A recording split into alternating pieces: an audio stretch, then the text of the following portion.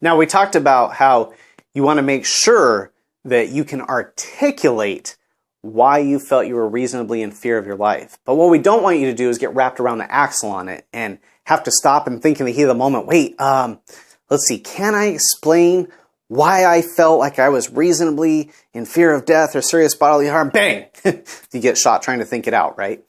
That's not what we're saying you should do. What we're trying to explain is, if you genuinely feel like you are reasonably in serious, imminent threat of death or serious bodily harm, take action. Use deadly force if you need to. That's okay to do. You will be able to, after the fact, figure out why you felt your life was in threat or threatened, but you don't need to sit and think it out ahead of time. If you genuinely feel it, you'll be able to articulate it afterwards. What we caution against is don't stop and pause and go, could I justify shooting this person right now? Because if you're trying to come up with a way to justify it, that's probably going to be a bad use of deadly force. That's probably going to come back to bite you and get you in trouble. If not criminally, at least civilly. So, make sure that if you're thinking, I don't know, don't do it. If you're thinking, I feel like I'm in danger right now, I'm in serious threat of death or serious bodily harm, take action, go for it, figure it out later. Now let's talk about a common situation that people think of using a handgun in self-defense for. We're going to use this one because it's so commonly talked about, but oftentimes not thought through really well. And this isn't the be-all, end-all. There's multiple scenarios, multiple applications, but we're going to give you one big scenario, talk about the legalities and tactical advantages and disadvantages that you should be thinking about ahead of time. So what we're going to talk about right now is one of the most common ones that people get a firearm for is defending your home. Somebody breaks into your house. You hear a bump in the middle of the night, sounds like somebody came into your house. What do? Hey, let's be real. Our natural instinct is what? Get that gun, honey, sit tight, I'm going to find out what the noise is. You go downstairs and you search your house. And why do you do it? Because, hey, you know your house better than anybody, right? You can close your eyes and know how many steps it takes to get from one piece of furniture to the other, know how many steps it takes to get across the room. You know that house. You know it like the back of your hand. You got the tactical advantage, right? Wrong. Because how do you know which piece of furniture that intruder is crouched down hiding behind? How do you know which doorway that intruder is waiting around the corner for you on? When will you know?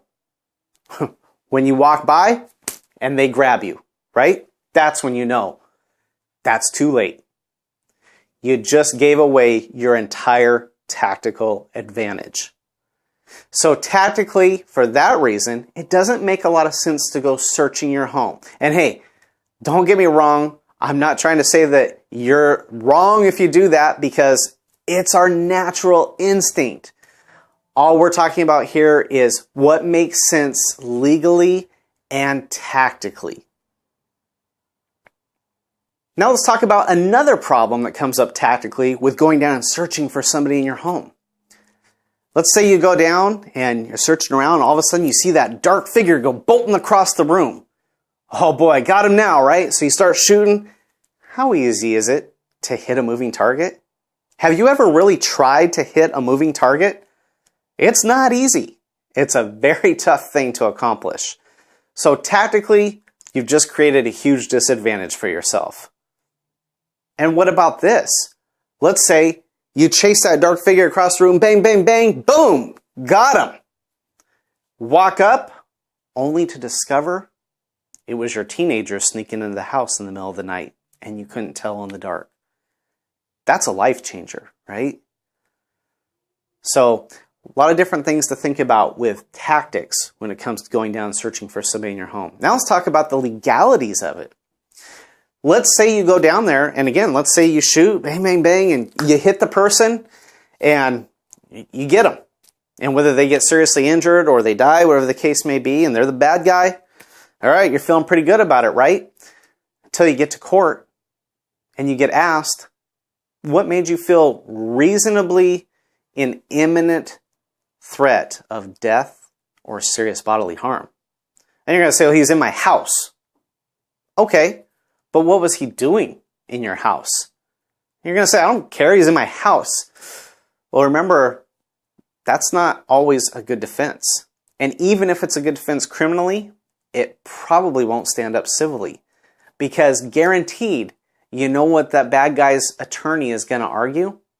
My client was running for the door. He was trying to get out. You gunned him down in cold blood. I'm not saying that the system is right, just saying these are things that you need to think about that you probably haven't taken the time to consider before now. So what could you do if you heard that loud noise in the night and you're laying in bed? Well, how about this? How about you pick up your phone, 911, even if you set the phone right back down on the dresser. Why do we say that?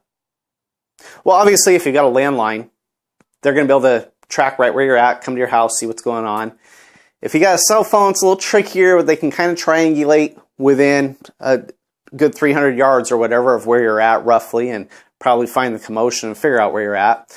But it's not even so much about getting help there. Help will be on the way and they'll be on standby when something goes down. But why do we say to dial 911 even if you just leave the phone there? Because what happens with every 911 phone call? That's right, it gets recorded. Yeah.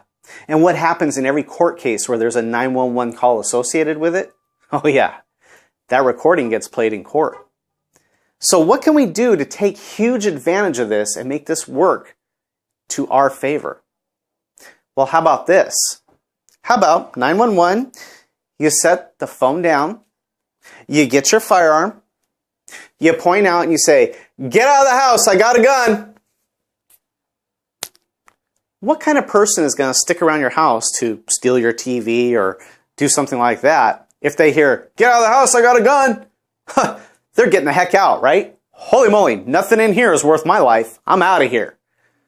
But if you say, get out of the house, I got a gun, and they keep coming to you, there's a problem. They're not there for your stuff. What are they there for? That's right, they're there for you or your loved ones. So, if you say, get out of the house, I got a gun, get out of the house, I got a gun, and they keep on coming, and you end up shooting, bang, bang, that's an easy day in court, right? Because you simply play the 911 recording back. I told him over and over, get out of the house, I had a gun. He kept on coming. I was scared out of my mind because it was clear he was there to harm me. And who in the jury box is going to disagree with that reasoning? It's on a 911 call.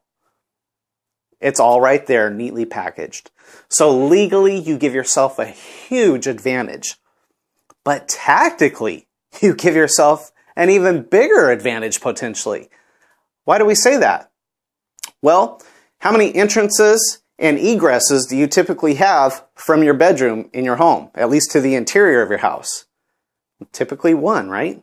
One nice man-sized doorway. In law enforcement, we call this the fatal funnel.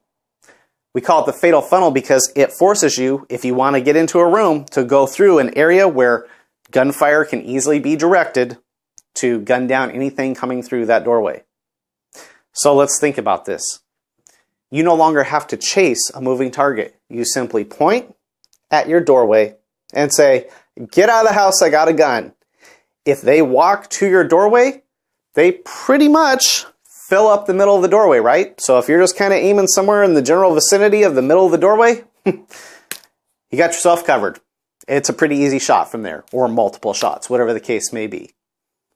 So tactically, you've got a huge advantage to go with your legal advantage by sitting and letting them come to you. And one final thing that is important about this. We said earlier, bullets, do they travel into things or through them? Oh yeah, they typically are going through, right? So if you're chasing somebody down your house, bang, bang, bang, shooting, and rounds are hitting the wall and they're going through, are they stopping in your wall? Not likely. Depending on your construction, it's probably going through your wall, into your neighbor's house, maybe through a couple walls in their house, depending on the round you're using and all that good stuff. So you got a lot of things to worry about in the aftermath, right? But if you already know that you've got this doorway to aim at, guess what you get to do? Predetermine your backdrop. You might look at it and go, let's see, if I go down the doorway here, that goes straight down the hall to my bathroom. I don't know that I want to be shooting in my bathroom. Oh, but you know, over here on this side of the hall, I've got that nice solid oak bookcase. Hey, if I sleep on this side of the bed and I ever had to point at my doorway, I'm pointing right at my bookcase. So if I hit bad guy and a round goes through him, guess what it's going to stop in? Yeah, it's going to stop in your solid oak bookcase, isn't it? You get to predetermine the backstop for your bullets. How beautiful is that? Doesn't get much easier, does it? So we're not saying that this is the be-all, end-all, that this answers every question, or this is always the way it needs to be done, because there's always factors to consider. Obviously, if you've got little ones in your house, you've got to consider where they're at, what's going on there. These are just some things to think about legally and tactically when it comes to using deadly force to defend yourself and your loved ones. So what we encourage you to do is to come up with additional scenarios similar to this. Think them through a little bit. Give them a little bit of thought based on what you know about the laws, based on what you know about tactics, and think about what would make sense in those situations so that before you're ever in a situation like that, you already kind of have an idea of what to do so you don't have to think about it in the heat of the moment.